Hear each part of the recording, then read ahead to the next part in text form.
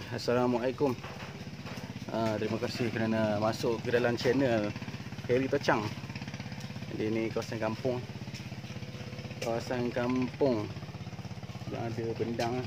Jadi hari ni channel aku nak tunjukkan macam mana nak pecahkan botol kaca dengan menggunakan tangan. Tangan kita ni. Macam mana nak pecahkan botol kaca dengan menggunakan tangan. Dia sebenarnya ada teknik atau kaedah, tak perlu menggunakan tenaga kebatinan ataupun menggunakan hikmat jin apa bagai, tak payah. Kita hanya menggunakan tangan saja. Jadi kita sharekan sikit suasana kampung yang amat indah. Suasana yang amat indah.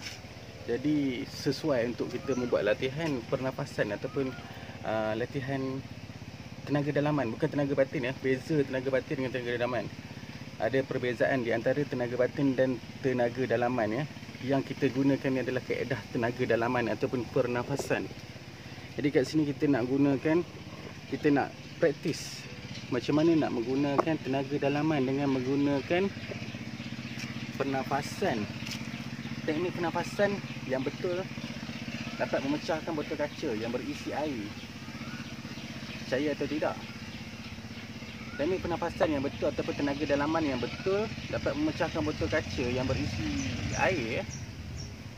Ini botol kaca sos cili ya, tapi dah dikosongkan cilinya untuk letakkan air saja.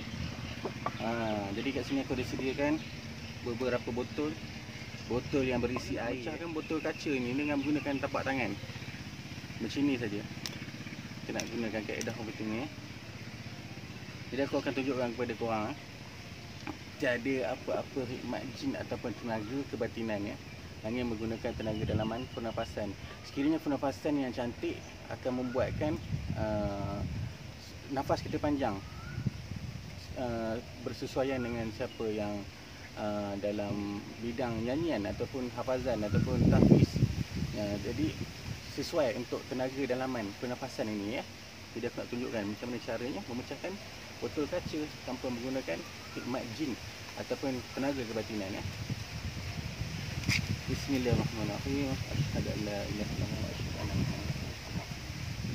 Ini untuk mengelakkan serpihan ini berkecai di atas jalan. Jadi aku letakkan baldi yang berisi air supaya pecahan tu akan masuk ke dalam ni. Terus masuk ke dalam ni. Jadi tak bersepai kat atas jalan ni lah. Dan aku ada sediakan juga ni. Jadi sekiranya korang ada nak buat latihan, lengkapkan 3 benda ni. Kain, botol kaca yang terpakai, isikan air, baldi yang berisikan air untuk buat latihan ni. Jadi aku turunkan ilmu ni pada sesiapa yang berminat untuk mempelajari teknik asas tenaga dalaman. Boleh tengok video aku, kita praktikkan sendiri. Ini ada air. Ini ada air. Aku balutkan ni supaya pecahan daripada botol ni tidak terlepas sehingga ke sini. Jadi latihan ni dulu aku pernah buat. Latihan ni sehingga memecahkan tenaga dalaman kita mungkin terlalu kuat ataupun kita tak boleh nak kawal lah, akan menyebabkan pecahan botol sampai ke sini. Dan dia juga pernah mencederakan tangan aku ketika proses pembelajaran. Terkoyak tangan kat sini. Ini dalam proses pembelajaran . Jadi untuk langkah keselamatan, seeloknya balutkan kain ni. Bukan, ini tak termasuk dalam teknik . Ini hanya sekadar langkah keselamatan untuk tidak mencederakan diri sendiri . Jadi kita lihat sama-sama .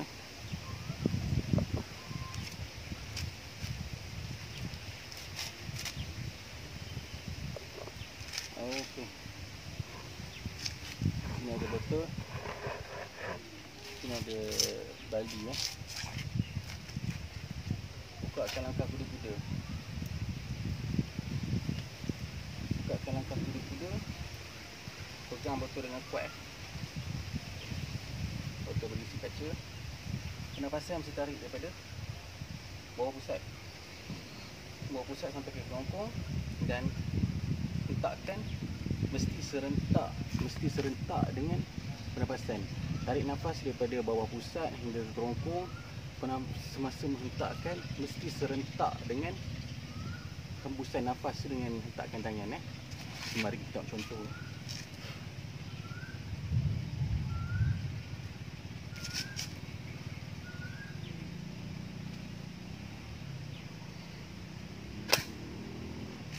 Sekiranya pernafasan ataupun hentakan tidak selari, dia tak akan membuahkan hasil. Tengok, dia tak akan membuahkan hasil. Itu pasal benda ni memerlukan latihan ataupun skill.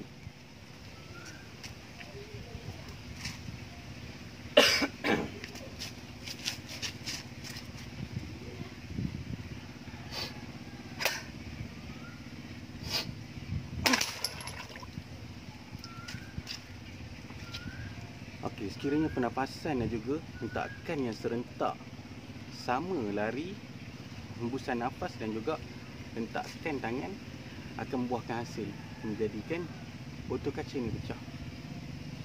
Ya. Kita cuba lagi.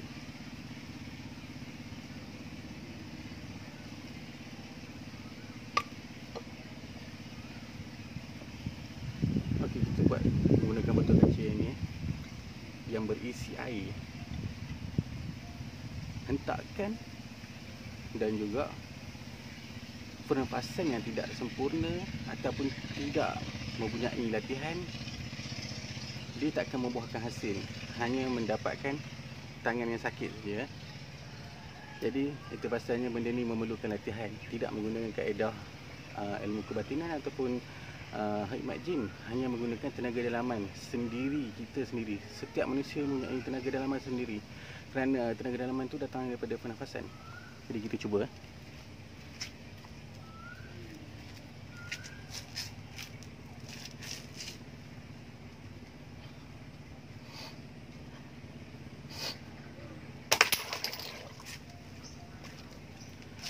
Pernafasan yang selari dengan hentakan akan membuahkan hasil, menjadikan botol kaca itu pecah. Sekiranya tiada latihan ataupun hentakan ataupun pernafasan yang tidak sempurna, tak akan membuahkan hasil.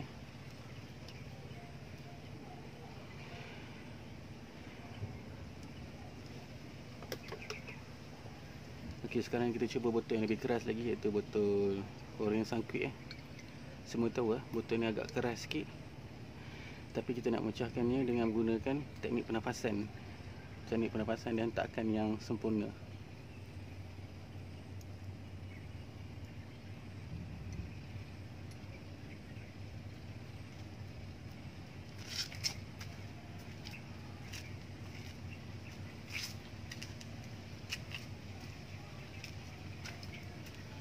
Botol Orient Sangkuit kita cuba.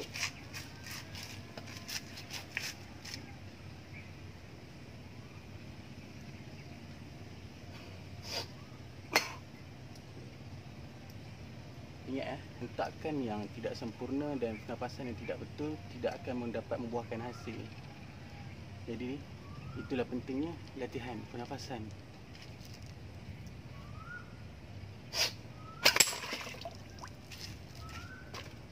Pernafasan yang sempurna dan hentakan yang betul akan membuahkan hasil. Botol ni agak tebal, botol kaca ni agak tebal, dan masih mampu memecahkannya dengan menggunakan. Okey, thank you, terima kasih. Sekian daripada saya. Itu dia kaedah memecahkan botol kaca dengan menggunakan teknik pernafasan dan juga hentakan tangan, tanpa menggunakan sebarang hikmat jin ataupun kaedah kebatinan. Okey, itu saja daripada saya. Thank you, terima kasih. Hujan pun semakin lebat